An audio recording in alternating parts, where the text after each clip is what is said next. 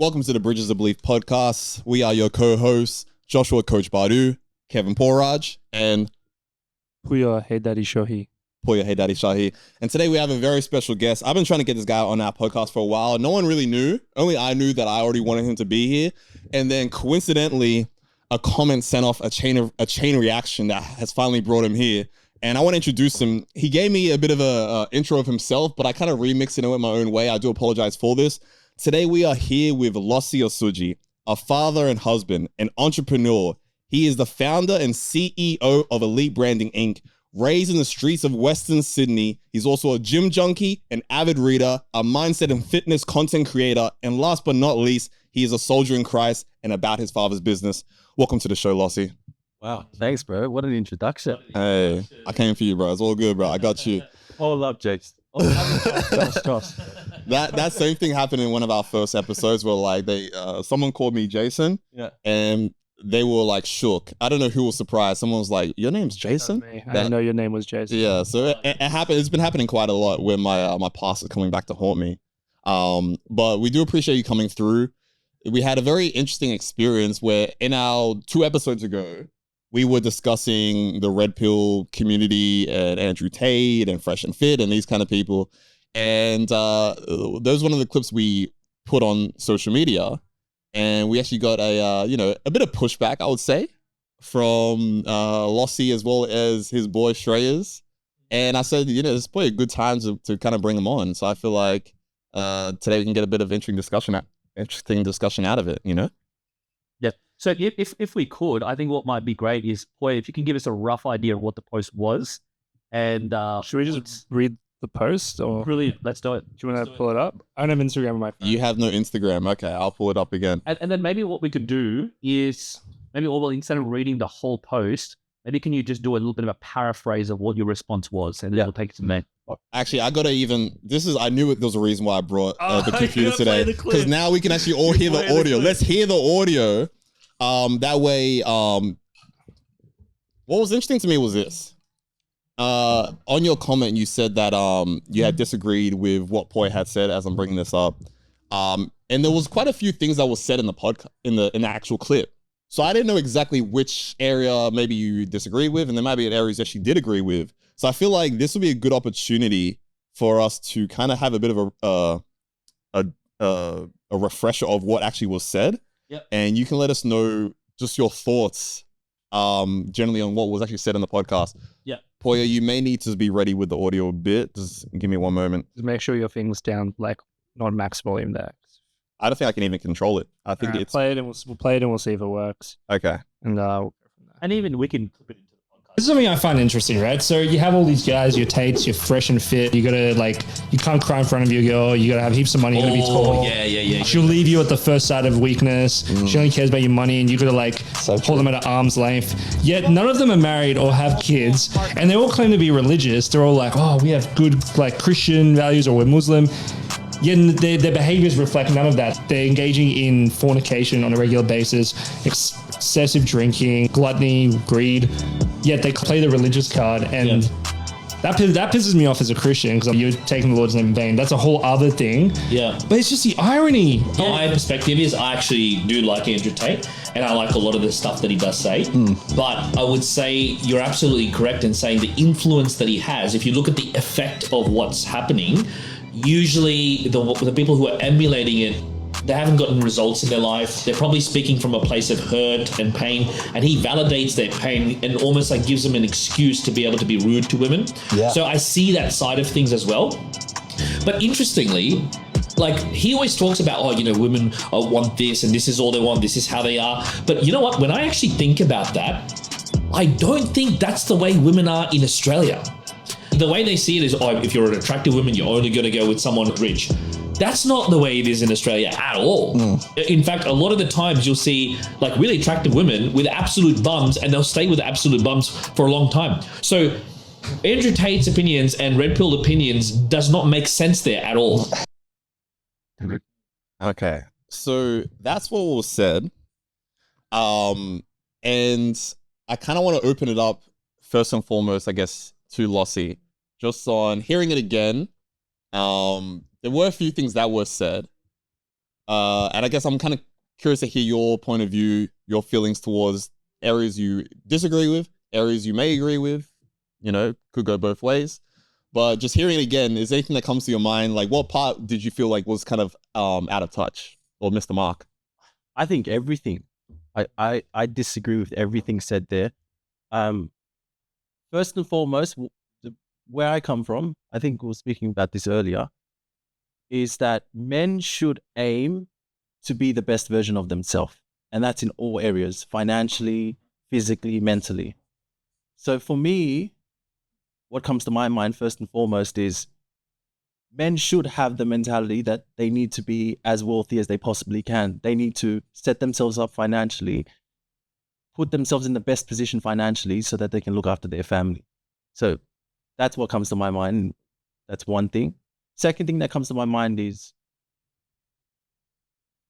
to a certain extent, people in Australia, yes, you could say that they get with men who, I guess from certain people's eyes, you could say women get with bums, but I don't agree with this because first and foremost, these women would get with I don't like the word bums, all right? I think no one should be called a bum, first and foremost, but women who are with guys that, let's say, may not be to what we consider the highest standard, they usually end up with those guys because that is their upbringing and that's probably what they see fit.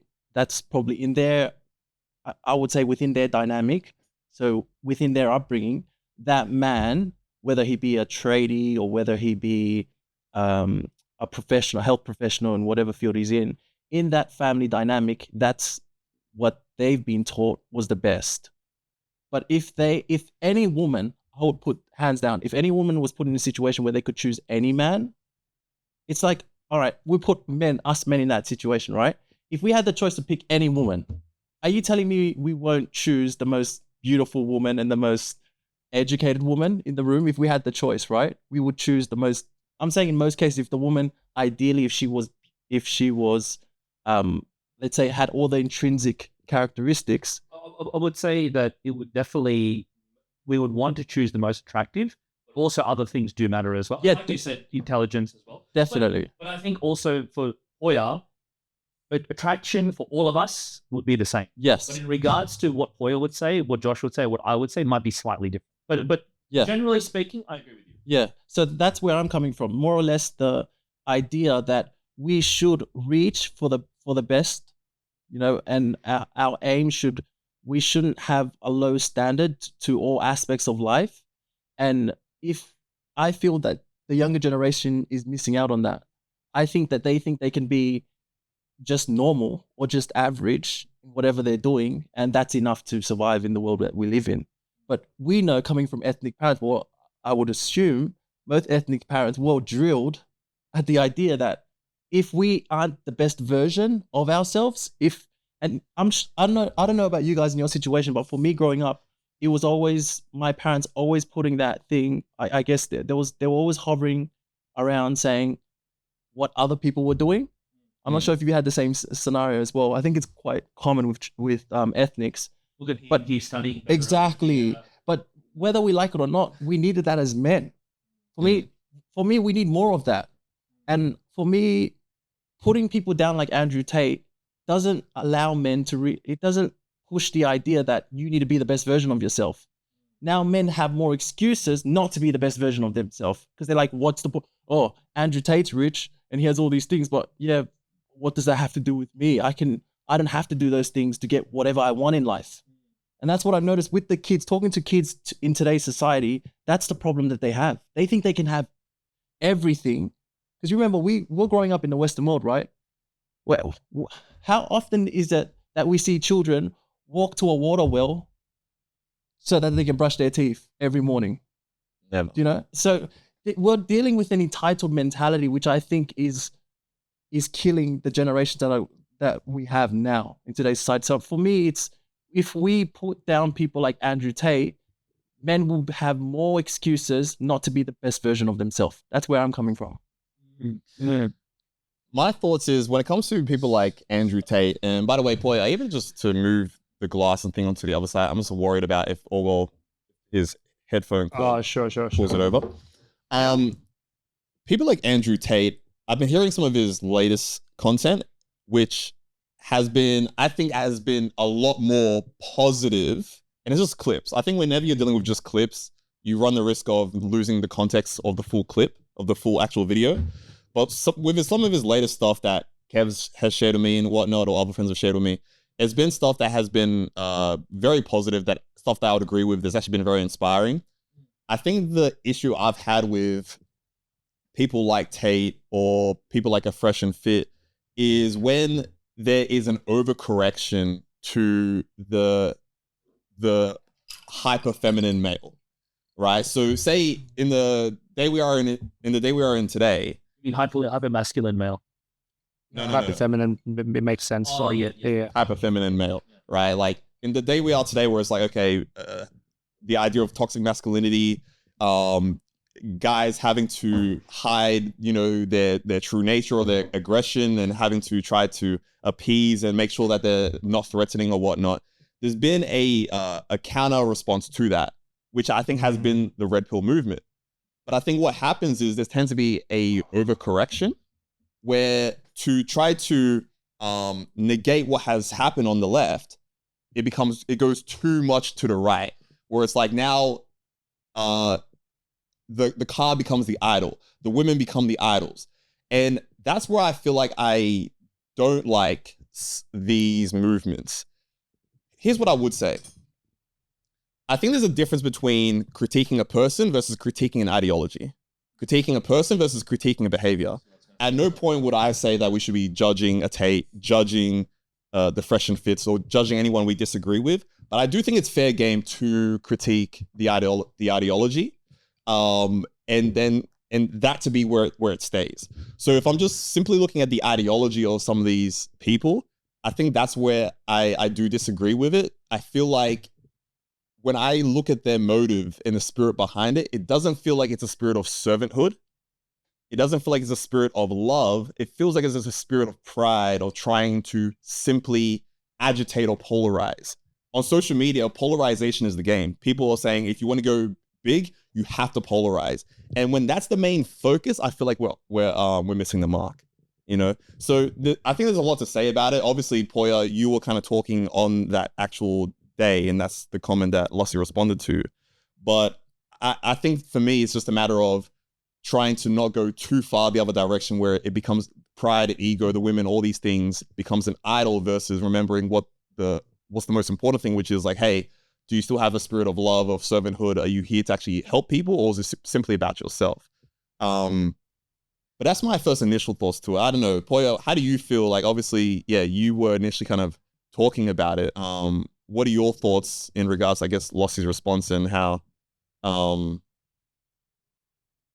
I guess how he feels about it, essentially. Yeah. Firstly, Losi, thank you for sharing your thoughts. I appreciate that you actually took the time to respond, and I'm very sorry I didn't respond to your latest comment. I really hate using Instagram, and I need to deal with that. I need to accept that I have to use it. So firstly, thank you for sharing your thoughts. I think in regards to the clip, I don't fully disagree with you. But I don't think that that's necessarily what the clip was talking about. I think what I was trying to say was that I'm just trying to collect my thoughts. What I was trying to say is that I feel a lot of red pill guys will say you need to be a particular way to get women, and I don't fully disagree with you. I think you, as a man, you'd want to be. I think we should try to be the best version of ourselves. We should try to do the most with what we have. Try to make enough money that we can provide for our family, provide for others. Make more money so we can give more of it away.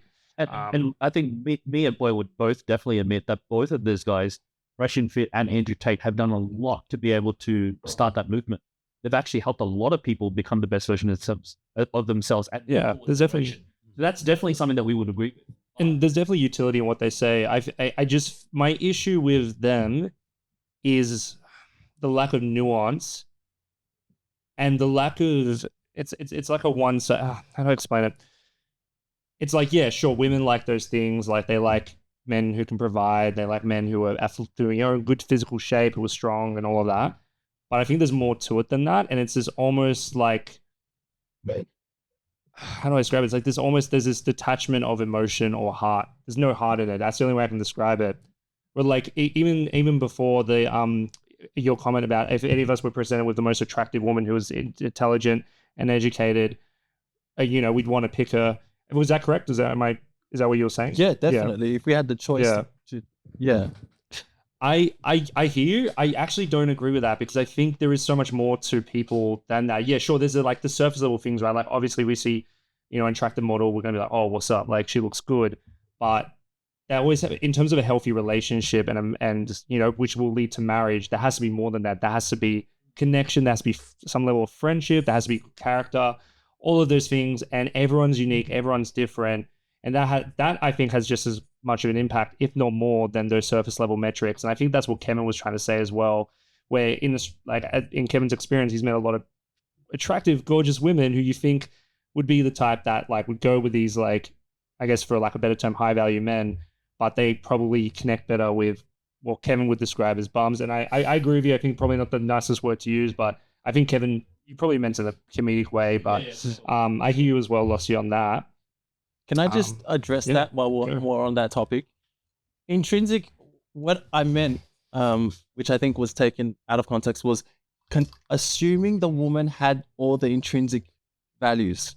So assuming that the woman had the Christian values, for me personally, it would be assuming the woman has Christian values, assuming this woman has all the traits that I want internally. Yeah. If we all had a choice, okay, of a woman that had everything you wanted in character, well, this ideal woman is like highly unlikely, right? This is Wonder Woman. It's highly unlikely. But if we had the choice, we had every single characteristic ticked off, right? And then we had to choose, all right, now I have 5 choices. Because at the end of the day, that's what these guys have. Like the higher up you have, the more resources you have, the more better presented you are as a male, the more choices you have on females. It's just the way of life, right? I'm just saying in general, right? We live in the world, right? In heaven, it's going to be a different story. Yeah. We're probably going to be colors and like they're probably not. It says in the Bible that there's not even an attraction really. Yeah, it's just we're just all angels. But on earth, it's unfortunate, but it's a reality. Right? If you had to choose, if I was to ask you, Poya, if you had to choose, you're telling me you wouldn't choose the most attractive female. See, this is the thing. I don't agree with. I agree with a lot of that, but I think that the distinction I'm trying to make is there's like the actual like individualistic like personhood of that woman, right? So like you can put a very attractive woman who let's like rate them for the sake of argument. You can put someone who's a 10 out of 10, a 7 out of 10. If I connect better with the 7 out of 10, I'm probably going to go for the 7 out of 10. And that's like, I think that's independent of those other things. Like, I think that's independent of all the like matching values, the physical beauty, the characteristics of like intelligence and all that. Cause it's like that person, like that, who that person is like. So would you say looks doesn't matter to you, or? I think looks are a hook. I think that's what like when we had Jess on the podcast. I feel like for myself, at least, I can't speak for all men, looks are a hook. It's like, oh, okay, you've got my attention. Let's have a chat. Let's see if we connect. But if we can't connect, if I can't enjoy spending time with you, if we can't like meet in the middle, if we just don't like, it's just not going to work. And I had that. I've met I've gone on dates with women who I found very attractive where just no vibes. Just like, yeah, they've got all these great qualities. They tick all the boxes, but there's no connection there. There's no chemistry. There's no, there's no, I guess for lack of a better term, spark, right? And then I've gone on dates with women who may not be as attractive as them, and it's awesome. And I'm like, yeah, cool. Like this is really good. Ideally, you want to have both. Ideally, you want to have both. Yeah. I guess, yeah. For me, in my situation, I guess it's quite different to most men. But for me, in my situation, it was definitely looks, obviously intrinsic thing. All the characteristics of the woman is very important to me. Making sure she gets along with my family. For me, it's like the values are quite simple. I'm not like, for me, I'm a pretty simple guy in the sense where as long as you love my family and you're going to be a good mother to my children, and then you're gonna look beautiful. I want whenever I walk into a room, I want to make sure that my woman stands out. I think having that, I ended up getting that. So for me, this is my personal opinion, you know.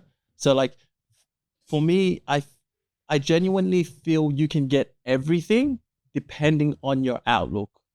Can I interrupt here for a bit? I'm gonna hijack for a second because I feel like what I'm sensing is what is the part that you guys are saying may not be the part that Losi disagrees with per se, and maybe what he's saying isn't what exactly. So I'm not sure if we're actually arguing the same point. Yes.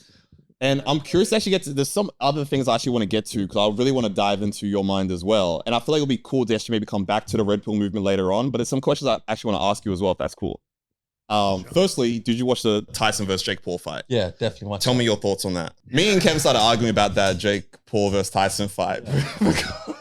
We're trying to say what's the reason why we thought Tyson got smoked. I think, honestly, Tyson's getting a bit old. I respect Jake Paul, not only as an athlete, but also as a businessman in general. Like, this guy's sitting at 25 years old. He's sitting with like kings of the industry, like promoters like Eddie Hearn, who've been there for like, what is it? I think that their company's been around for over 40 years now.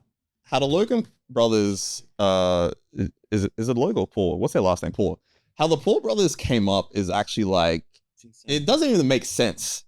How is it that you both have YouTube channels that have like over tens of millions of followers, and then you flip that and finesse it into one of you joins the WWE, has like energy drink with KSI, the other one starts boxing any celebrity that will say yes to you, knocks out freaking Nate Robinson. Like the whole life is like a side quest, just beating side quests, and somehow they just keep on winning. Yeah, it's insane. Me and Kev were kind of arguing before, saying what's the bigger reason for why we feel Tyson lost. He was arguing that he feels like it was nerves. No, I think old age, but I think nerves played a lot more into it. But we're arguing what's the biggest part. They both play into each other, bro. That's the thing. They both play into each other because you're old, you doubt yourself so much more, and because you're looking back on the years that was, and you have so much more pressure to perform right now, and then people are just constantly going, "You're the baddest man on the planet. You're the baddest man on the planet. Well, you better show up as the baddest man on the planet." And before that, he slaps Jake Paul, so he puts on a show. So what nerves do is nerves make the age come out a little bit more. That's okay, I what you're saying. So age is the biggest factor, but I do think that nerves had a lot to do with it than people actually realize. That's so interesting because that's not what you were saying that day, though.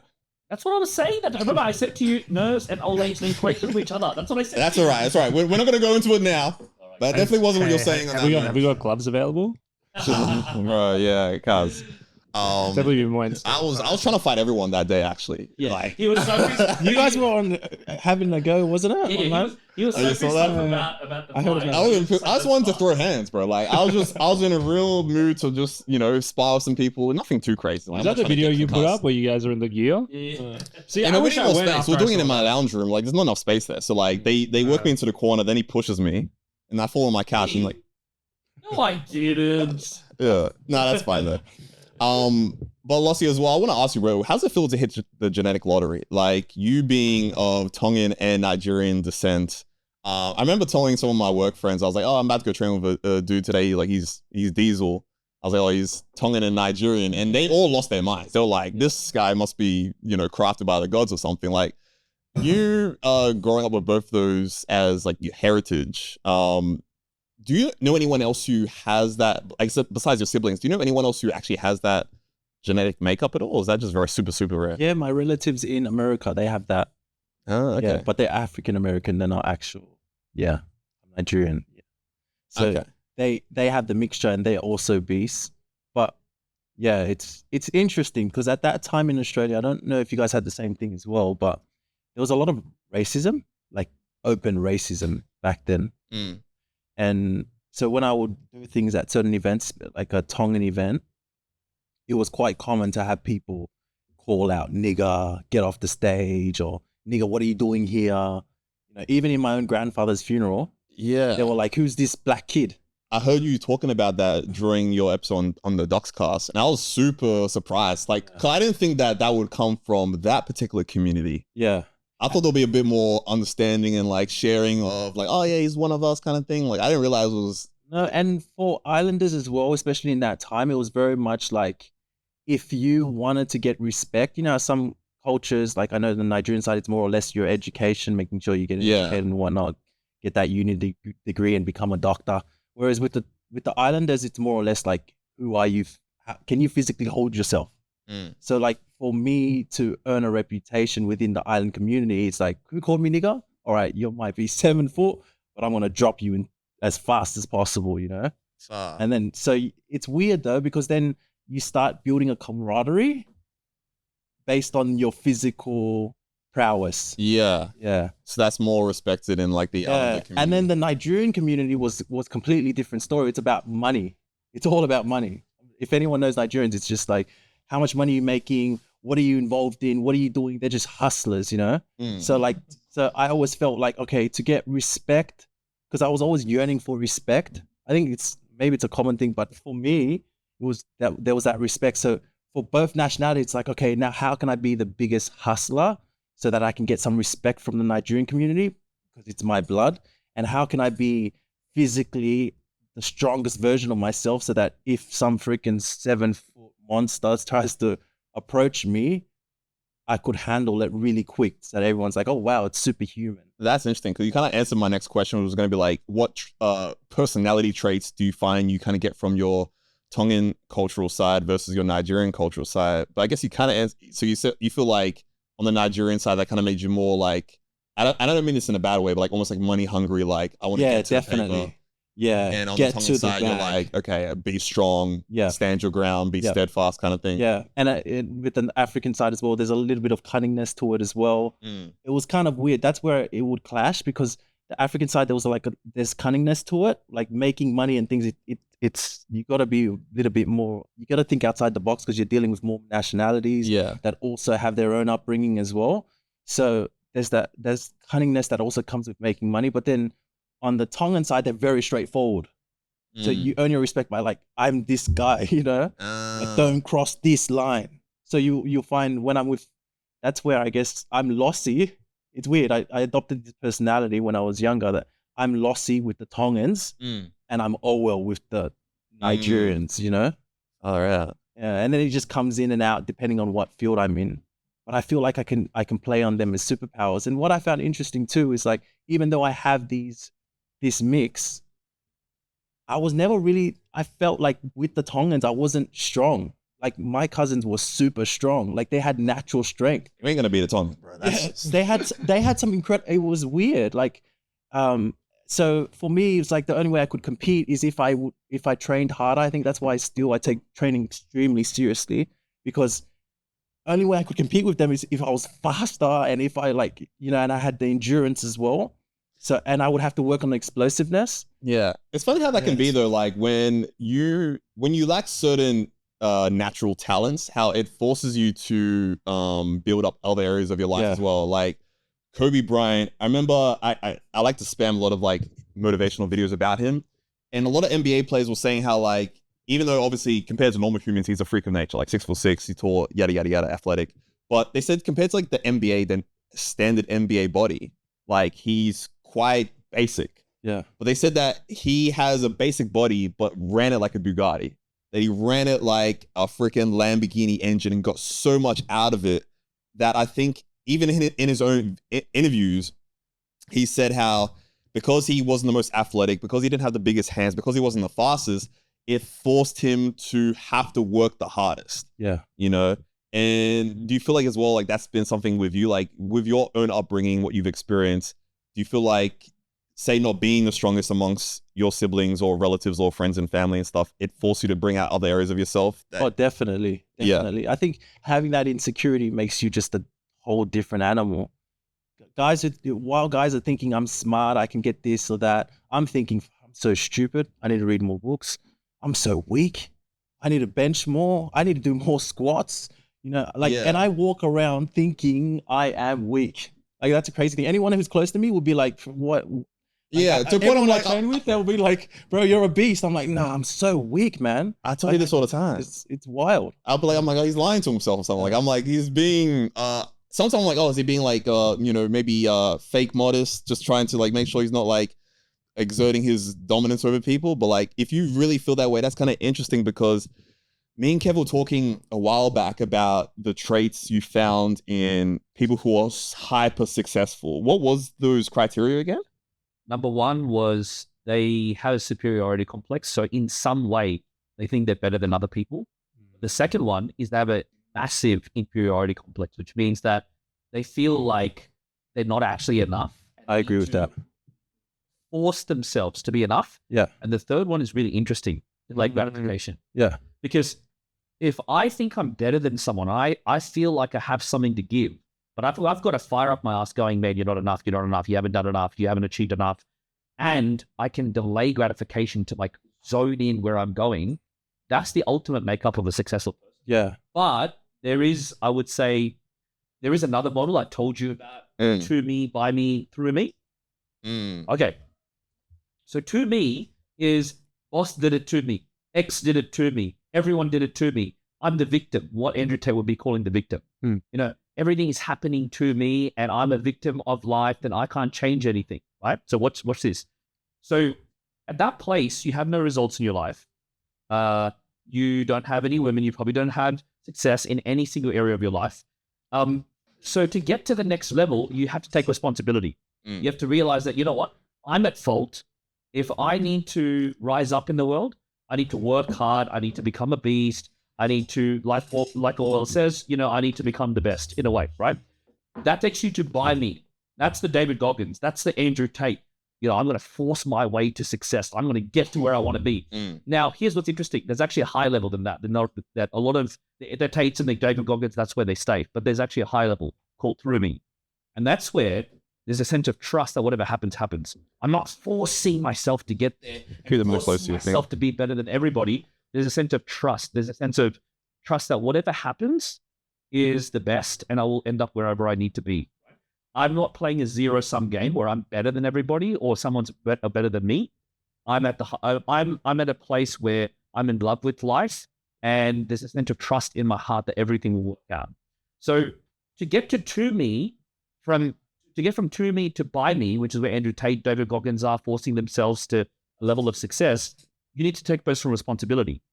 But to get from, because the problem at by me is you're forcing yourself, you're very successful, but there's a lot of pressure. There's a lot of, I'm not enough. You know, the people I know that are super successful, but you talk to them, they're like, I'm depressed inside. But you know what? I don't give a crap about how I feel. It's just about what I do. And that's cool. And that definitely appeals to a lot of people. But there is a high level than that. And this is where the Tony Robbins are. This is where the people that are on a high level, probably, I would say, a little bit more in tune with the spiritual level, where there's a higher level of trust, this sense of trust that everything works out. I don't need to control everything to make sure that everything happens my way. So what I would say is that, I don't even know where I was exactly going with this, but what I was saying is that to go from to me to by me, you need to take personal responsibility and become the best, like what Orwell talks about.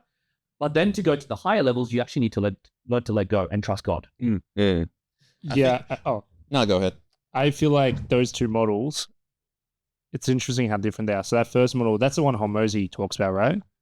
I've heard you talk about. First model of Hormozy. Yeah, so it's like superiority complex, and then also feeling inferior. Yeah, just both driving you. And I think impulse control, the last one, that's a game changer. So I feel like you either have impulse control or you become an addict. Yeah.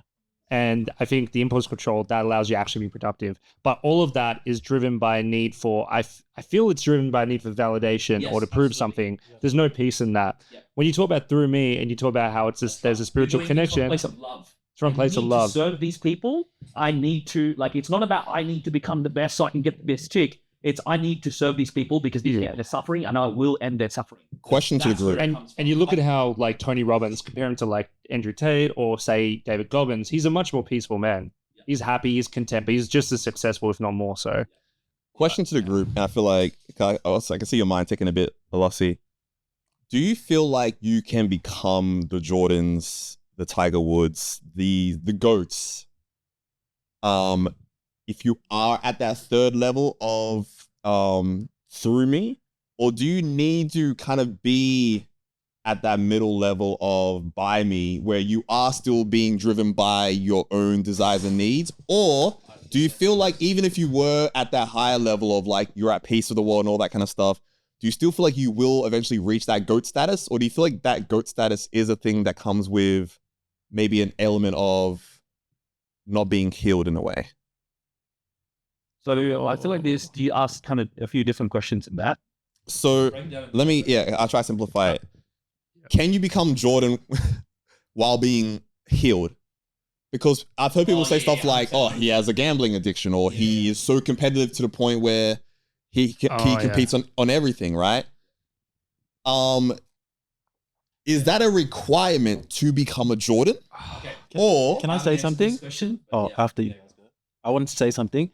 I agree with the by me, to me, through me, because it's the winner's mentality of through me. But one thing I must stress is that we live on planet Earth. And on planet Earth, the measurement is opposite to the spiritual measurement. So say, for instance, for me, personally, looking through a spiritual lens, right? And Christ says this multiple times in his word. Someone who has not achieved anything in this world could be hitting all the spiritual benchmarks and is in a purple robe in heaven. So, and they're living by the concept of through me, fully. But through our human eyes, we look at that person like, oh, that's just a random person in India or Africa. That's just, that just has a heart. I'm just trying to explain, like, with the whole concept of through me, we got to be cautious because, it's all relative to everyone's situation. And we cannot, for me, it's all I can do is, all I have control of is my own life. So it's how can I utilize these concepts in my own life to be the best version of myself? That's where I come down. I know everyone has something to say. My answer. Yeah, nice. I want to give you the time to run with it. I just want to reiterate, the reason why I'm asking this as well is because say you want to be that best version of yourself, right? Is there going to be a cap at how far you actually will go? Is trauma essential to be a GOAT? Is that what you're asking? Was it God's will for Jordan to become Jordan? Or was Jordan actually meant to be like... Okay, can we let Poya talk? Okay, because I agree with what you said, Losi. Yeah. And I think it all comes down to anointing. So I think you can be the GOAT and be healed if that's God's will for you. Yeah. And that's the best type of GOAT you can be, right? Steph Curry. Kanye West. But then at the same time, what I've accepted, I don't know what you guys think of this, but what I've accepted in my path, which is so hard, is, but now that I've accepted it, I feel so free, is that through me might not mean that I may be successful the way I see it through my lens on earth. I accept that. However, when I see God face to face, if he says to me, what drives me now is if I see him face to face, will I be able to say, to him, God, I did my best. You gave me the ability to study. I did read books. I read your word. I looked for spiritual guidance wherever I could find it. But then at the same time, I'm also content with him saying, all right, you're not going to have money and you're going to show people that through your walk, hopefully this is not my path, but if it is my path living through him, it's like, I need to be content with that. We need to go through these moments of persecution. We know this. If Christ was persecuted, therefore we must be prepared to go through what our master has gone through. So it's like, I think I've noticed, and I think this is something that people should know as well, is that when you're living through, understand that it doesn't mean that you're going to be noticed by others. If anything, in most cases, you aren't going to be noticed by anyone. And you have to be comfortable with that. Yeah, true. I definitely agree with that. I think just out of what you said, Losi, I think it's about surrender to what God's will for your life is. And I think the true path to success, and this is something I'm learning currently in my life. I a year ago, I had very different ambitions for where I wanted my life to go. And I think this year I'm starting to see maybe that's not going to happen. Maybe I'm meant to do something different. And that podcast has been a big part of that. because this wasn't a plan for my life at all. I had a very different ambition and I wanted to do something more creative, but this has become a thing and it's been growing and it's been great. And I feel God's using it. And I think part of that, what I've had to learn is I've been trying to surrender more to God, asking, where do you want me to go? Where do you want me to put my energy? What talents do I have? What are my gifts? And I think the path to success for anyone, if you're a Christian, but I think really for anyone, is to ask God, what are your talents? What can I do? How can I be a good steward of my resources? And then put all your time towards that, but also knowing that it's not all on you. You have the help of the Holy Spirit to do that, but also, and then also being happy whatever the outcome is. If you know in your conscience that you're doing what God wants you to do, and that may be being really wealthy. That happens. That's totally fine. Seems like that's the case for you, Losi. You seem to have a very successful business and you're doing well for yourself. But then, am I willing? That's what it comes down to. This is why I respect, to a high degree, people like Patrick Bet-David, where they can say openly that it comes to God's favor. Yeah. And if God takes everything away, will I be happy? The same way, or will I be in a state of joy? The same way I'm in a state of joy when I have everything. And then I look at patriarchs and prophets in the Bible. Like, let's give an example of like one of the greats from Jesus' own mouth, John the Baptist. Even in his time where he was in prison and he even doubted Christ, and he's just like, are you sure? Are you actually sure you're here? You call me one of them. You had me as the main messenger of your word before you come. Like, you're here now and you're going to let me die in prison? You know? Yeah, bro. My mind's going so many places right now because even on, I'm sorry, Poya, you had an idea because think about John the Baptist, right? His journey, what it was known for, dude out in the wilderness eating locusts, singing like a crazy man. Dude, He said, ain't nothing wrong with that. But Christ himself was like, he was the greatest prophet. Like that was what came out of Christ's mouth, right? So it's wild to me to think that the person who Christ called the greatest, by any natural earth metric, will be like, who the hell is that guy? Yeah. Can you imagine him walking around? I think we spoke about this. Yeah. Like the guy, who knows if he brushed his hair even? Probably not. You know, walking around with dirty clothes. Probably, and he's like, he's the greatest. And you're like, great? What? He's living through me completely. It's like, what? We are that. That's versus the people that we will idolize. Like right now, I feel like Elon Musk is on a roll. Like, guys got Neuralink coming out, Tesla bots. You're basically like in Trump's like close circle, about to lead the Department of Efficiency. That's what Earth's metric of greatness would be. And I think it's a fair metric as well. Like that is greatness. Like, let's not doubt it is.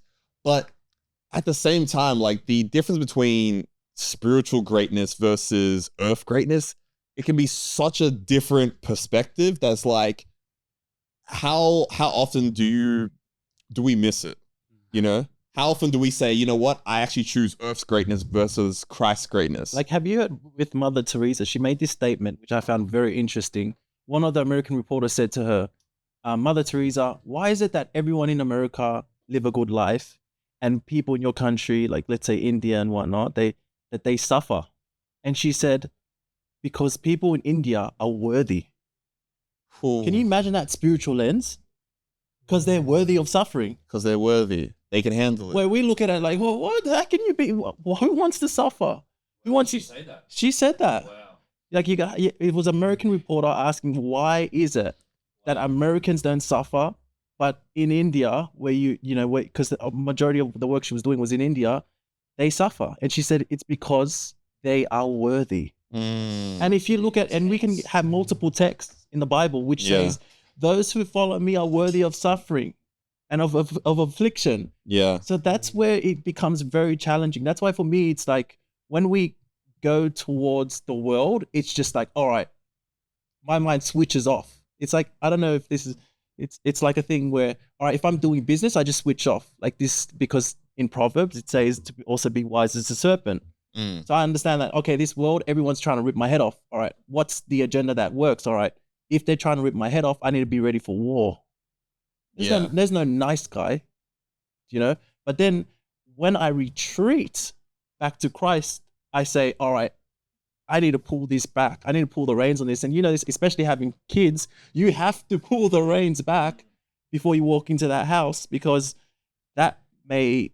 Can't be the killer when you're You can't be the killer at home, because that will come out wrong on the kids, So, and the wife, So yeah. Definitely the wife. Yeah, definitely the wife. Mainly the wife. Yeah. Do you guys have any last thoughts on this particular? Because I thought you guys had some stuff to say. I was just reminded of this German theologian and pastor, Dietrich Bonhoeffer.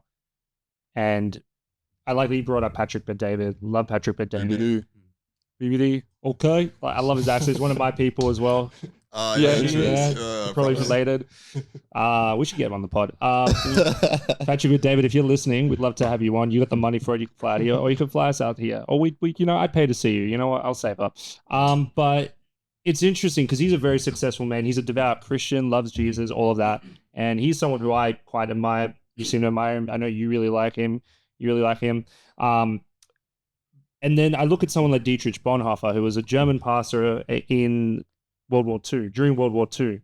And he went to America when the war started, and he said, I have to go back to Germany because when we lose the war, because we have to lose the war, and when he says we, he's talking about Germany, I need to be there to help rebuild the church.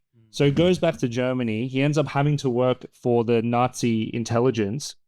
And what he did, he embezzled money from them to give to Jews who were fleeing Nazi Germany. So he was helping them escape. And he was also one of the only Christian leaders in Germany who actually stood up against the Nazi regime and spoke out and said, this is wrong. And for it, he was engaged. He had like his whole life ahead of him. He was arrested, went to a concentration camp, and I think just 3 days before the war ended, they hung him. Good. Yeah. And that's his legacy. And I look at him, I look at Patrick Bet-David, and they're both great men. But I think I want the Dietrich Bonhoeffer's legacy. I think there's something, and that's not to take away anything from PBD. So boss about that. I mean, there's a purple robe too promised. Yeah, for those who go through that. So yeah, that's exciting. On Earth, it's like, a purple robe, but I want that Bugatti. I think there's a lot of different like exemplars of great characters in like the Hall of Fame spiritually. You have great martyrs, you have great kings, you have great leaders. I'm not gonna lie, I'm not gonna say that I'm trying to be the person who is hung 3 days before the war. If you're asking me which kind of biblical character I'm gonna want to be, it's gonna be like the Daniels or the Josephs. They went through their own hardships, obviously, but like their ability to rise and gain power in the world and to use that in a way to bring glory to God. And as far as I'm concerned, like they didn't have to be martyred to still be great and to have crazy impact. I think, and I don't think you're trying to say this, but sometimes I wonder like if people feel like you have to like die for the cause to be great. You know what I mean? Versus there's many ways to be great. You don't have to be someone who has to go and give up your life. It comes down to anointing. I think it comes down to anointing. Maybe your destiny is to die in a concentration camp. Maybe your destiny is to be a billionaire who has a really successful podcast. And well, you are getting excited over it. I saw you started grinning, started salivating over it. Wait, which one, PBD or about suffering and being a martyr? Let's suffer. I don't want to. But that's the exciting part, right? Like as men, the most exciting part of being as a man is we get, I don't know, there's nothing like living if you don't have anything to die for. There's just something that's drawn out of us, knowing that we, knowing that I could die for my wife, knowing I could die for my kids, knowing I could die for my mates. Do you know what I mean? In a blink of a hat. But I don't want to be Peter where I got to watch out for that, where it's ego. It has to be a place where it's just, it's out of love. Yeah, I feel you. Just to kind of transition as well, I wanted to ask you, because I know I want to maybe give it an opportunity to also like learn more about your business, what it is that you do as well with lead branding, kind of what service you provide for people who you usually serve. Maybe kind of share a bit about that as well, just what it is you get into. Yeah. So now I just supply corporate attire. So corporate work, where so if a company like Qantas wants, say, 200 shirts for their flight crew, I'll supply the shirts with the decorations on top. which says Qantas on it. But like at this stage, we've only been running for like that business. I've been running it for like about 2 years now. And I'm just looking to scale it to a national level over like a span of 5 years. But before that, I was also involved. You guys also want to know the background as well, like what I was involved with before. When I met Josh, forgive me. When I met snitching on me. Now all good, bro. All good. When I met Josh, I was running a recruitment firm, which I was able to get to a nationwide level. And I've felt this wrestle with God as well, where when I was running that recruitment firm, I said to God, because I had the 3-story house in Castle Hill, I had the Range Rover and all the cars that I wanted. But I was still empty inside, which was interesting because I was still going to church every so often, but there was still something missing. And then I realized it's because I was also into this whole laws of attraction and whatnot. So I had to choose a side. And I remember one day I said to God, if it means taking everything, let it not be that I lose my soul. And then as things passed on, certain things happened, and I actually ended up losing that recruitment firm and then starting all over starting from scratch again. But I guess that's from one thing I've realized though is through this whole journey that when you say you're willing to give up everything, when everything's taken away, are you still going to worship God the same way? Yeah. And are you going to have the same character? Yeah. And I feel like those are certain things that you only learn in the fire. Yeah. Like when you're tested and you realize like you still choose God anyway, that you learn more about yourself. I sometimes I think to myself, like, if when the day I reach a certain level of success that people want to know my story, like what will I say that I'm most proud of? And the thing that comes to my mind is I want to be able to say like, I'm most proud of who I became, how my mind has evolved from Josh in his teens to Josh in his 20s to Josh in his 30s, 40s, yada, yada, yada. Anyone who has become successful has gone through an evolution process. When you look at yourself in your teenage years versus your 20s versus now in your 30s, how do you see yourself having evolved in your mindset over each of those decades? Who you are now versus who you were before. I'm very curious to see who you are now versus who you were before. I loved what Kev, did I get it right? Kev? Yeah. So I love what Kev mentioned with the 2B, and then that whole process. Because I definitely had, at my younger years, it was all about proving to others that I'm this guy, you know? That I'm going to be successful, that I'm going to do whatever I can to be a guy that stands out in the communities I'm in, and I'm going to be recognized around the world, you know, and my vision board, like typical vision board with all these flashy things and the model woman and whatnot. So, you know, where that came from. So I'm like, yeah, I'm going to have it, you know? And then when I overindulged in it, because I definitely did overindulge in it, I'm like, I have everything. So let's go back to the question. But I have everything, but why do I not be content? So I guess the whole evolution, if you want to call it, through the teens to now is I'm more or less about what I can do to serve others. So whenever I meet someone, it's like, okay, before I leave that room, it's like, did I bring out the best in all those people that are around me? God, please tell me where I messed up so that I can be a better communicator, so I can be more understanding, so I can apply more wisdom the next time I'm in that scenario. Yeah. You know, whereas when I was younger, I was like, I don't give a who you are. Like, you're going to feel me. Like, it was weird, you know? Like, and I think now when I look back at it, it's just like, that was just ego. And ego did nothing for me. Like, because at the end of the day, even though I had I didn't have the Bugatti, but just, I had a lot for my age. Like, who has a 3-story house? You know, like, you've seen that. So Yeah, like, who has a 3-story house and chucking block parties, like, at the age of 22, 23, you know? At the time. So, yeah. So, like, when you have those things, it's funny. It's like, there's still that voice in the back of the head that's just like, God just telling me while I'm in the shower by myself and all my mates aren't around, are you really happy? And I'm just crying like a bitch, you know? It's just like, what's the thing that brings real happiness? Okay, it's not this. Whatever I'm doing now, I want to, and and then I'm just learning slowly this whole process of living, allowing Christ to live through me. That's why I love that process. Hey, that whole concept of allowing Christ to live through us. So I guess I've, over the years, cut a long story short, over the years, I've grown as a person by realizing that I have to allow Christ to live through me. And then I've finally been able to grasp what that actually involves. Yeah. And something that I picked up in what you said was that essentially it's like in the beginning, it's all about you. Yeah. And then, so through me is all about you. By me is even all about you, but it's a more socially acceptable. Yeah. Because everyone appreciates you for being whatever. But through me was about like more serving others. And like, for example, you know, you're mentoring trays and like, it's more about giving back. It's more about other people. It's more about contribution. And you know what I find interesting about it all too?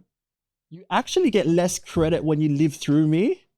That's what I found interesting. The spiritual path, I thought it would have been more people would be more I would have imagined more people would be accepting of it. They'll say, oh, wow, like I can see there's a genuine authenticity to this guy. Because when I was faking in the world, when I say faking in the world, like I was always a good guy. Like I was always, You're perceived as a good guy?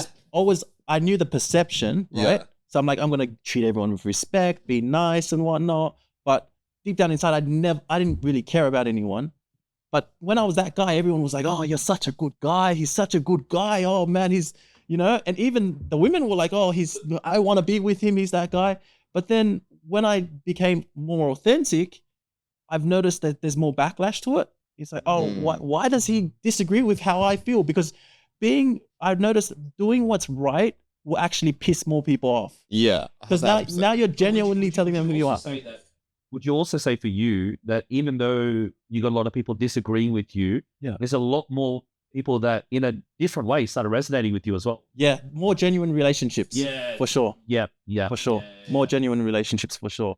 It is interesting what you said about the whole when you're in the buy me stage of life, people do maybe gravitate towards you more. Maybe have more quantity but not quality. Yeah. And that's because I think people's perception is actually very bad. Like it's very easy to trick people into making you believe what you want them to believe. Yeah. Like, not to give out too many details, but we're just discussing it before, right? Yeah. Perception of who someone is versus what's happening inside. It's so easy to fake it, which is why, like, it's gonna sound very like asshole to say, but people really are sheep. Like, people are sheep. Can be sheep. Yeah. People can be. That's a much better way to put it. People can be sheep. Yeah. They may not say it, but their actions show that they tend to want to be led. They want to be told how to feel, what to do.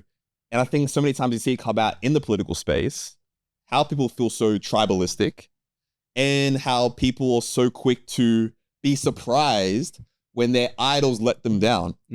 That's one of the things me and Kev talk about all the time. We always say, like, why are you surprised when, like, the pastor falls? Like, he's human. Did you think he was walking on water? Like, no, he has the same temptations that you have. But people see the perception, they see the surface level and think, oh, that's what he is. That's not what he is. Yeah. That's just what he's showing you. Yeah. That's what he wants you to see. Go, Poya. Is it because the people who are in the buy me stage or below, they don't have a concept of who is behind the through me? So they're looking. So for example, if you are in the through me stage, right? You recognize there is a God, there is a higher power, right? Yeah. It's just a sense of trust. People. Oh, okay, I see. So people are looking for a higher power, but they're not looking for it in the higher power. They're looking for it in these people that so they resonate with that. So you have people like even Trump is a great example, right? People, he's their God because they don't know God. Or some do know God and they like him, but like the people who like idolize and they like worship the ground he walks on, right? I'm talking about that level. MAGA country. MAGA, like hardcore. He's their God. And it's the same on the other side as well. That's how you get to the top the quickest. Yeah. By having that concept, because it's like you play the game completely different. It's so much easier to play the game. I'd like to call it the game of life when you're moving, knowing that everyone is about themselves, right? It's so much more easy to play the game. You're like, all right, what's his interest? Okay, I'm going to play that interest. Oh, and who does he hang around with? Boom, I'm going to be there coincidentally. Do you know what I mean? Find out information, if I can drop gossip to cause something to happen without me actually dropping it indirectly coming through another person. It's like the power game becomes so much more easier, I feel, in the world. I think you're going to enjoy this question because in one of our last episodes, we were talking about the idea of using emotion to sell. Yeah. An emotion to even sell Christ. Is it wrong or can it be okay to use emotions to try to convert someone to your belief system, whether it's in church or in business, whatever? Like you see it happen a lot in the marketplace, but is it all right to do it, in church? And the reason why I'm bringing it up is because knowing what people want, right? I think to myself about the passage where Christ says, be as shrewd as a serpent, innocent as a dove. Like, and how he also said that the children of God, the children of this world tend to understand how this world works, the systems of this world. While like Christians, many times he lets us know that like they don't really get it to the same extent that the people of the world get it. Therefore, they're not as shrewd as the people of the world. Yeah. And in being shrewd, would it actually be a good thing for Christians or people who are trying to, walk in the light to actually be more mindful of those things? Like, oh, I know what this person wants. Okay, he's kind of attracted to this. Let me make sure I sprinkle this when we're talking to each other so I can try to, use that as a way to persuade him to say do a positive thing. If you're using it for a positive outcome, is it okay? Is it okay to use people's needs and desires if you're using it towards a positive gain? Do you understand what I'm trying to say right now? I see it as intentions, right? Like the Christian intentions and the worldly intentions are completely different. I'm going to build a relationship because this guy's going to be a power play that's going to make me more money in the future, as opposed to the Christian values, which from my standpoint, which is, all right, I'm going to build a relationship with this guy, and this relationship should bring him to a closer relationship with Christ. So the objective is always bringing him back, or him or her back to Christ. That's how I sort of view it. As long as it is, then yeah. So the intention. So are you saying like if the intention is love, then the intention has to be love, yeah, and more or less for that person more than yourself. Because if you look at Christ, he never did anything for himself. Even when he was in the desert, could you imagine that for 40 days? No food. I'm telling you, if I had that choice, I'm going to say food. Like, call an angel here and give me food. But nothing he did was for himself. Food, anything, any basic necessity wasn't for himself. But then when someone needed healing, he was right there. So the passion and care has to be more towards the other person. But this is where it gets tricky. That person in the world who you're helping, that you actually love, because Christ gives us that ability to love this person, right? That person wants to rip your head off. That's the tricky part. So for me, the shrewdness comes from, okay, this guy definitely wants to rip my head off. However, I'm doing this through you. So protect me from getting my head ripped off by talking the right way, being shrewd enough to understand where he's being manipulative, but then also redirect him to the truth. And sometimes that may mean that could be through little things. I found like in a lot of cases, it's by saying nothing. Yeah. A lot of cases actually saying nothing. Yeah, I went out yesterday and I freaking went out and to a strip club and I did this and I did that. Hopefully we don't get banned for saying strip club. Strip club. And then you just say, okay, you went to strip club? Did you have fun? It's like, yeah, I had fun. Let the spirit move. He knows deep down inside his heart that the strip club isn't good.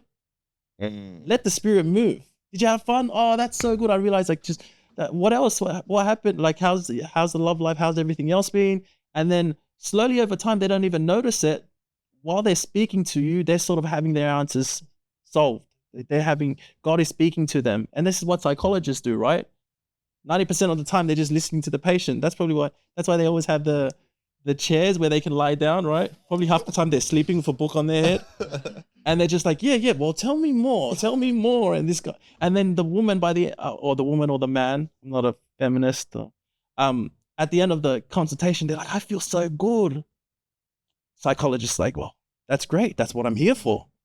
To listen. The client did 80% of the work. A lot of it is just being shrewd and just listening. And it's amazing with Christ. It's just listening. They will be able to. the Holy Spirit will move.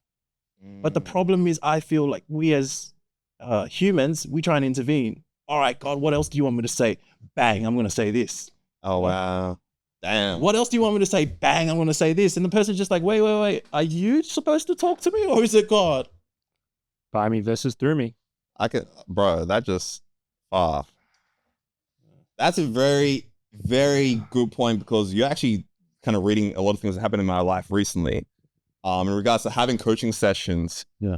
And I've seen this before, but like it's always good to be reminded of it, where you let the person you're just a soundboard for the person. You're just letting them kind of work through their own revelations. Yeah. And you're just here kind of holding space for that person. So much work can be done when you just hold space and let them actually go and do the heavy lifting, versus you trying to sound like the smart person.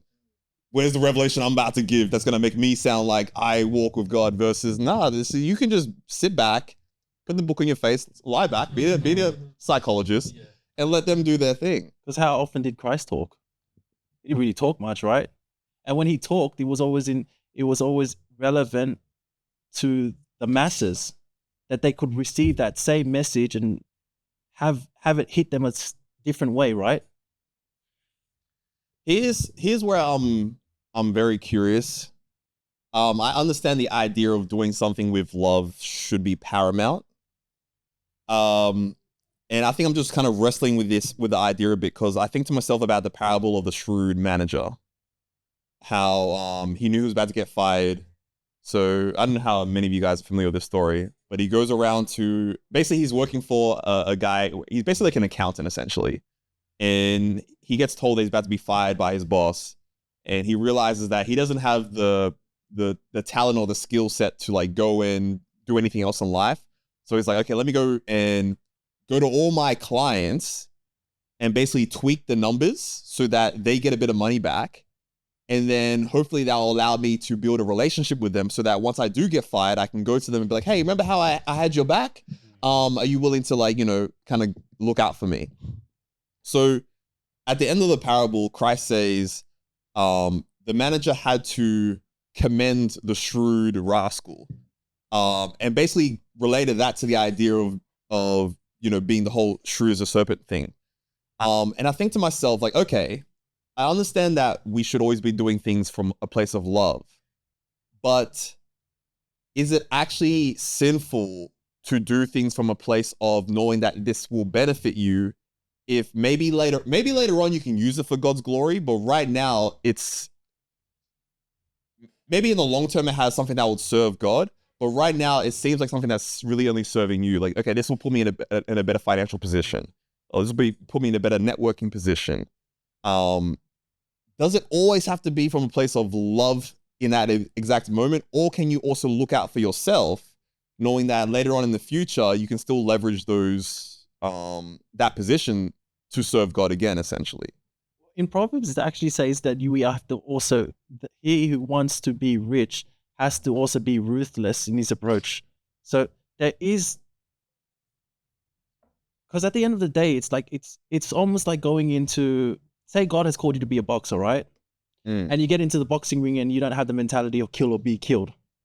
And you think because you prayed before you went into the ring, that guy's not going to rip your head off. The idea is that that guy's coming to rip your head off. It's kill or be killed. You need to adopt that mentality. But what I think we sometimes make the mistake of saying, all right, before I get into this battle, I'm going to get a competitive edge by saying, hey, everyone in this room, or hey, the guy that I'm fighting, I'm Christian. In other words, I'm a good guy. And I believe God's going to give me the glory. Yeah, and then you get into the fight, and then while you're in the fight, you won't win the fight because you're already a living contradiction, and you've already told the other person. Now when the guy gets you in the corner roughing you up a bit, he's like, you're Christian, you're not supposed to be hitting me.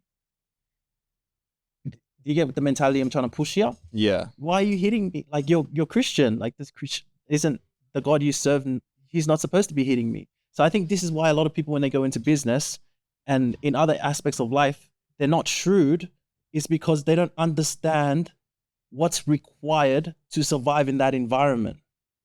If you're going to be a soldier, you're and God has called you to be a soldier, believe he's called you to be a soldier.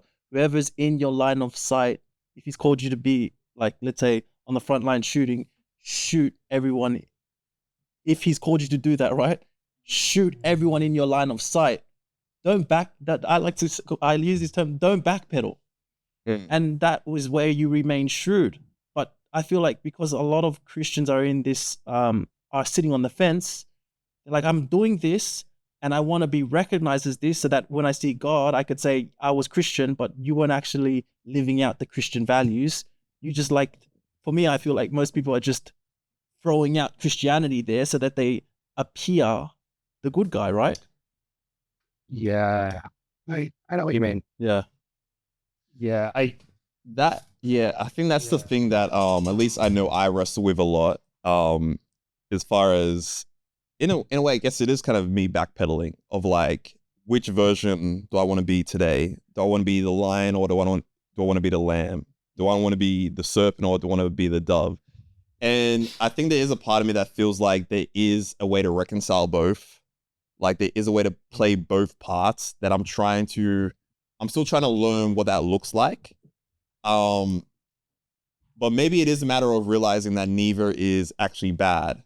Both is just different styles that are required at different times. I think there is a determining factor there. I think it's intention, right? So say you're a boxer. If you're a boxer, what is your intention in boxing? Are you trying to provide for your family? Are you trying to, make a living for yourself? Those are noble things. Yes. And so when you go into that ring, this is my profession. I have to win this fight. How am I going to win? I have to have the mentality of this guy's going to kill me. You've signed up for this. This is mutual combat. This isn't murder as well. And I think that's where we've got to bring, and I agree with you, I think Christians struggle to bring the nuance in. Yeah. And I think every industry has this. I work for a Christian organization. Exactly. We have some of this as well. I think especially in the arts industry, like filmmaking, there's a lot of that. And I think with Christians' fallacies, that every industry has some element of, okay, I need to bring nuance in. I need to really think carefully about what I'm doing.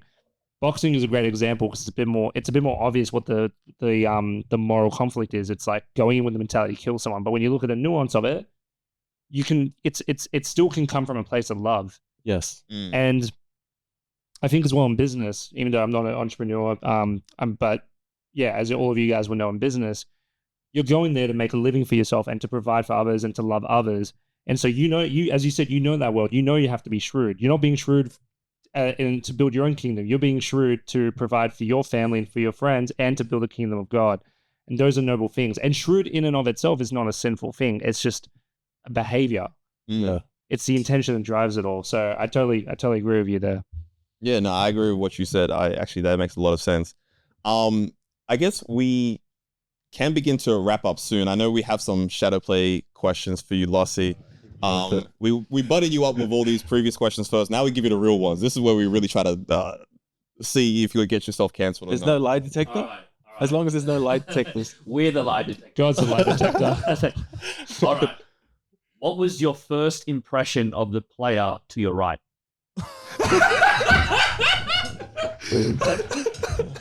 You like that I chose that player? Did you like it?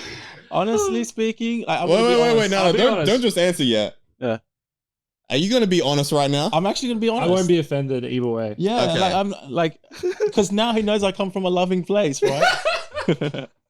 By the way, you're messed up, bro. I know. I like it. He's shrewd, bro. Should I start? Okay, so on a positive note, when he said he was Persian, it touched me a certain spot because I'm like, hey, my Persian brothers out there. I love, every Persian I've met, I've always had a good impression of them. They're just in general. He's good. Yeah, he's good.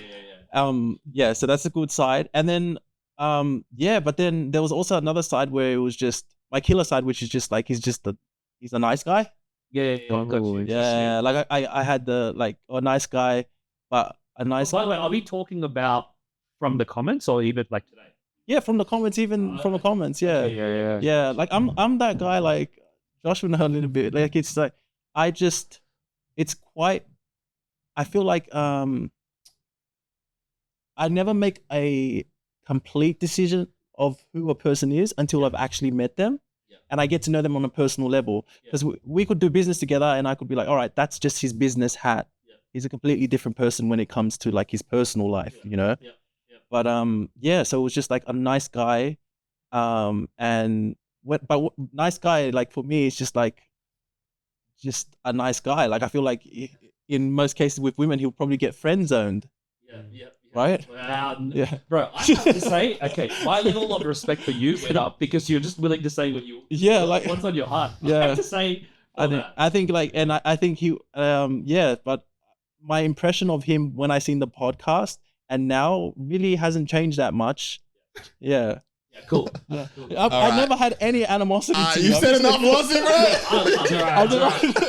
I respect that. I respect that because you're being honest. Yeah, and you're wrong. Yeah, and that's okay. Yeah, that's okay. Because I don't know you at the end of the day. I just met you today. I haven't even seen him. I've just seen his podcast hat. Do you like Portuguese chicken? Yeah. Yeah. Do you like paying for people's lunches as well? Yeah. Oh, we'll have Portuguese chicken with some friends, man. Let's get to know each other. Look at you hitting on Losi, bro. You're trying to pick him up, bro. Here's what I'm saying. Don't friend zone me. Just to quickly comment on it, and I'll roll on to the shit. He's my best mate, and as best mate, he definitely as a nice guy, but he's got a lot of sides. He's got a lot of interesting sides. And he's, sometimes me and Josh always talk about this. He surprises everyone. He's a wild card. He's a wild card. I'm very curious to dig into the nice guy thing after that. But you know what, bro? Let's get some respect for him. But nice guys are dangerous too. Yeah. Like, don't get me wrong. I don't see nice guys as a completely thing. That's how they get you. Yeah. They're the ones who do the mass shooting. Nice guys. You ain't so like, yeah. Beautiful. Okay, next question. Yeah. What's the last thing you lied about? What's the last thing I lied about? I'm trying to work out what was the last thing. Like that. I actually have to think about that. What's the last thing I lied about? You said Trace was massive.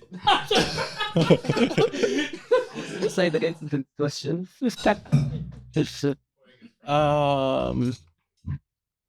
Oh man. Okay, let's come back. That's actually hard. Like I know that might sound crazy, but like, I can't really remember. I'm trying to think. I knew he was ready to tell the truth when we played the video again. The first thing he said was, "I disagree with all of it." I was like, "Losi's choosing war, bro. He's ready to go in, bro. He doesn't care what's about to happen." Maybe come back to that one. Yeah, can we come back to that one? Okay, so this is a scenario. Yeah. You've been offered your dream job, perfect job abroad. Yep. However, and let's just say that, like, dream job, your family can suck. Does it have to be a job? Damn it. Yeah. And let's just say that you're single. Yeah. Let's just say single. Oh, You've been offered your dream job abroad. However, you know that your best mate has been having a tough year and relies on your support this year and needs you this year. Do you accept your dream job or do you stay to support them? They need me. Yeah. I'm a savage in that sense. Hey, if he's like, I'm having suicidal tendencies, I would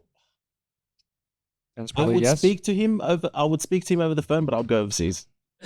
Like, sorry, I'm my what is it? Yes.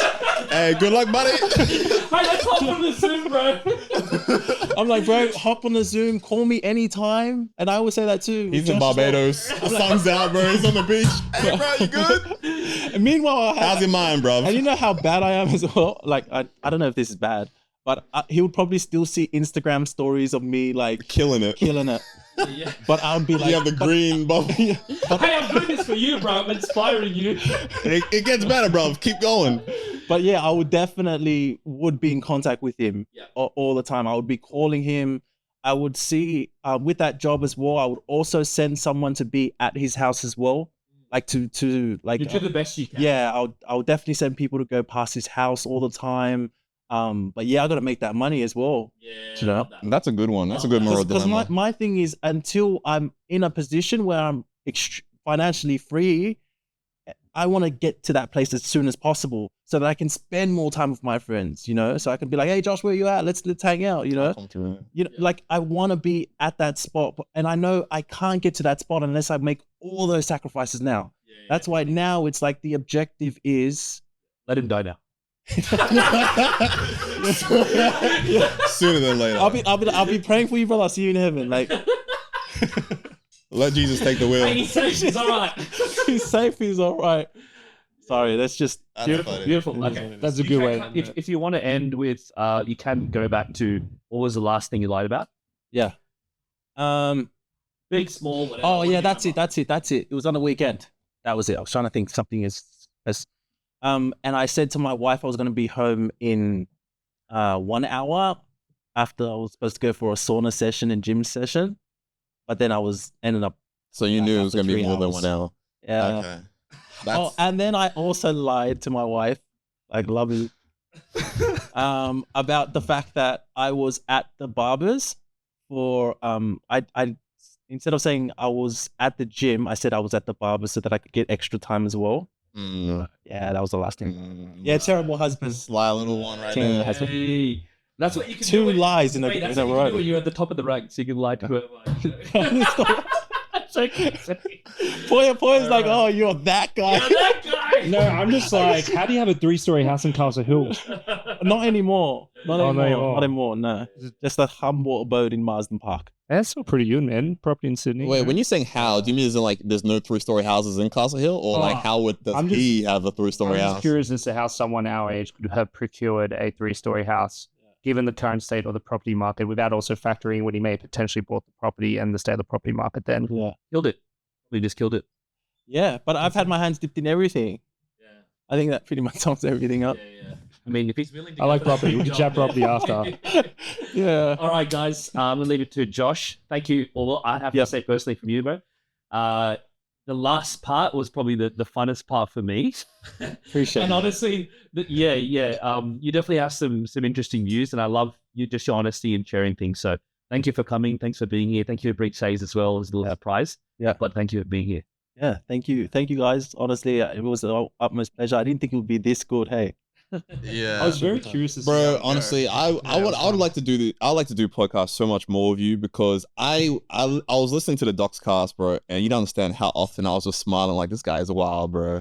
This guy is a wild boy, bro. But I'm like, but I appreciate it, I like it, and I do enjoy our conversations a lot. Which is why I wanted these guys to also get to know you as well. And Shrey is, man. Hopefully next time, bro, we can have a 5-way and freaking you can have like a seat there as well, but we'll see what happens. Guys, thanks again for listening to the Bridges of Belief podcast. I'm your host, Joshua Coach Badu, Kevin Paulraj. Poya, Heidari, Shahi. and we'll see you again soon. Take care.